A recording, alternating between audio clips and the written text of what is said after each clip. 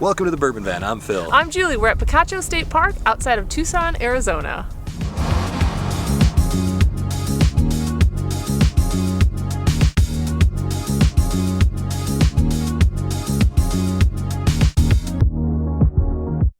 Well, let's get right to it today. I am thirsty. I am ready. The weather is beautiful. It's everything that we traveled to Arizona to find. The sun, the cacti, even the van is happy back there. Today we are sipping a sample gifted to us by our friend Marty from Whiskey Knows. If you are not following Marty on YouTube, probably should be. You should be. He's a really good dude and he's sharing whiskey, which makes him an even better dude. If it's your first time joining us for 5 Sip Friday, we know as the glass take 5 sips, try to figure out what in the heck we're drinking, say whether or not we like it, and ultimately it is revealed what it is, and I honestly have no idea what we're in for today, but it looks, you know what, it's whiskey and I'm ready. Yeah. What in the, that smells like Cracker Meal. I like the smell of this one. That smells crafty from the get-go. It smells sweet. And it put a smile on my face. Boy, this... And it does have a crackeriness to it, but like a really sweet cracker, maybe a frosted cracker. I don't know. Frosted cracker? Yeah, iced oatmeal maybe.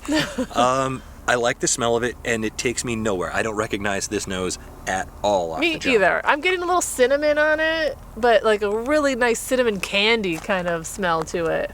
Sip one. Let's start the weekend. Cheers. Wow. Bizarre.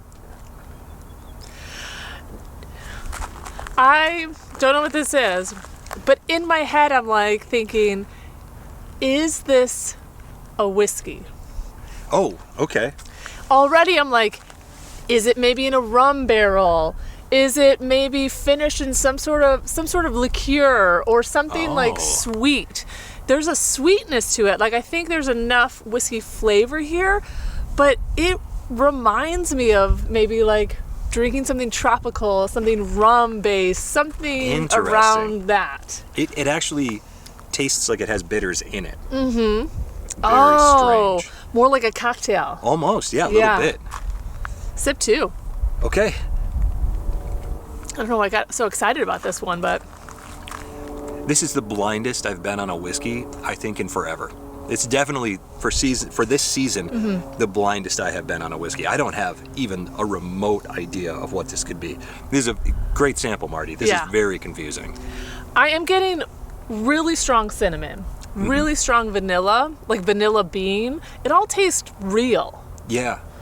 It's interesting because there's not a hint at all of the earthiness that I thought I was going to get on the nose. I thought that there was going to be some peanuts, like the shells. I thought that there was going to be something grassy or herbal about this. Not at all. I'm not getting any of those notes. Normally we say, like, if you're going to send us a 5-sip sample, make it like a bourbon, a rye, a single malt, a scotch. This one's really throwing me because there's so much sweetness here, but it's also sticky, which makes me think there's like some sort of honey component. Yeah. And I am getting like, I had a sweet cinnamon, but I'm also getting that dryness that comes with cinnamon that is more of a baking spice. Because I can like feel it's like a little bit dry, but also a little bit sticky. And a little cloying. Yeah. I gotta be honest, if this was higher proof, I could confuse this for a Booker's. Interesting, yeah. Sip three? Yeah, I'm looking off in the distance. It's actually quite beautiful here. Not actually, but it's quite beautiful here, and I'm trying to figure out what's in this glass. You're distracted by the scenery. No, but I feel like the cedar's helping me tune into what this is going to be. Look at you. Yeah, okay. Sip three. I got a little fruit juice. Oh, there's a little potpourri action, which makes me think this might be a blend or a MGP. Wow, you're getting a lot more than I am.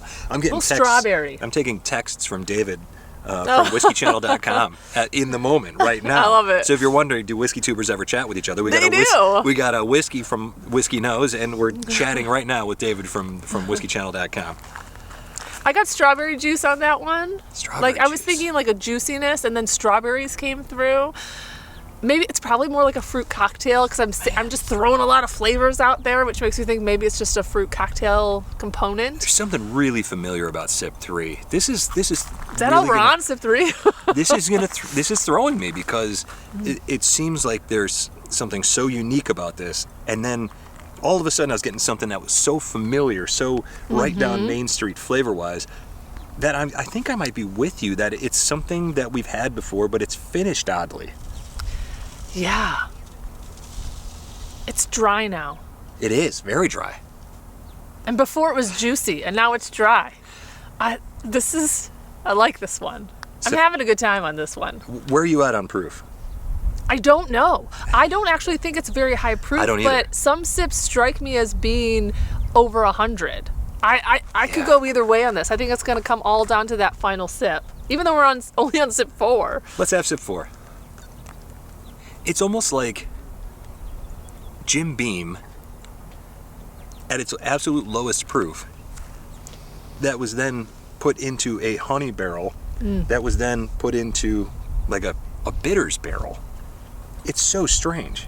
This could be like a Wild Turkey Master's Keep kind of lineup situation. And I'm thinking like this could be a $20 bottle. I and know. You're thinking maybe it's like $300 or $400. Well, maybe, depending on where you buy it. I know, I'm going both ways because Man. it's just really unique, and I'm getting some of those flavors, and you do expect like I don't know. I don't know why I'm thinking that, but there's a little bit of a Wild Turkey component to it, even though I said it tasted like rum earlier, so I don't know. I'm all over the place. Man. Yeah, well, this whiskey seems to be all over the place. We got one sip left. I'm going to go big sip on this. Yeah, I don't... Per the Julie dram, not much left, so I'm going to go all in on this one, too. Okay, here we go. I feel like you could be right, like in the Booker's lane. Now I'm getting like honey versus peanuts. Wow, my palate is just excited to be drinking versus trying to narrow down what this is. I know what I'm going to guess on this one, and it's either going to be an absolute miracle because I'll get close, or it's going to be a huge, colossal failure. But I'm ready to make my decision on this one. I'm ready to tell you. Let's take a second so you can gather your thoughts. Yeah. Okay, you've deliberated. I have lengthily deliberated. A lengthy deliberation. What do you think this is? Give me a brand, a proof, a type. What do you got? So I think it's finished, and I think it's a bourbon finished in, I don't know, but I'm just going to go with my gut and say rum. It's not, but a rum cask or a rum barrel. I think it's like 94 proof. And for a brand, I don't know who finishes things in rum casks, but I feel like I remember like seeing on the shelf like a Breckenridge or something like that. So I'm gonna go off the wall and say Breckenridge, finish in rum cask, 94 proof. Open the envelope. Let's see what we got. Just kidding. Go for it. Well, there you go. That's like the third or fourth time we've had Colorado come up. Yeah. So more players in Colorado than I think we were thinking. All right. So I do think that this has some Jim Beam qualities to it. There's a butteriness come through on the finish now. That's kind of a surprise because there wasn't much finish before. Yeah. I'm just going to go because it's drinks so easy. I think it's very low proof. Okay. Again, hard to get a read on it, but I'm going to say Basil Hayden's. Oh, wow. We've never guessed that on 5-Sip before. We've never seen one, I don't think. It's a Jim Beam product. They're all 80 proof, I believe. And I saw one recently that was a Cabernet finish. I think it was Cabernet. Oh, wine finish. I think there's a little bit of a red wine. I think that's what that buttery finish is. Yeah, good guess. Yeah. So I think it's a Basil Hayden Cabernet finished bourbon, Jim Beam product at 80 proof. I am, man. We're all over the place. Yeah, this might be the worst performance ever on a 5-Sip. I'm just so distracted by Pacheco Peak, Picacho, whatever it is. It's the peak in the background here that's so beautiful, and the cacti, and I'm having a great time here. Yeah, it'll be something if this isn't finished, but like from that first sip, I thought it has to be finished in something, and I don't even care, and I'm taking it as a win if it is finished. This is Sample C from Marty Whiskey Knows. Follow him if you do not already. Thank you again, Marty. Fantastic samples. He has sent us some very interesting and confusing samples. I'm so excited to find out what in the world this is. So funny. Castle and Key small batch number 1, 98 proof. So I was close on the proof. So I'm going to get that one. Wow. The mash bill is 73% corn, 10% rye, 17% malted barley.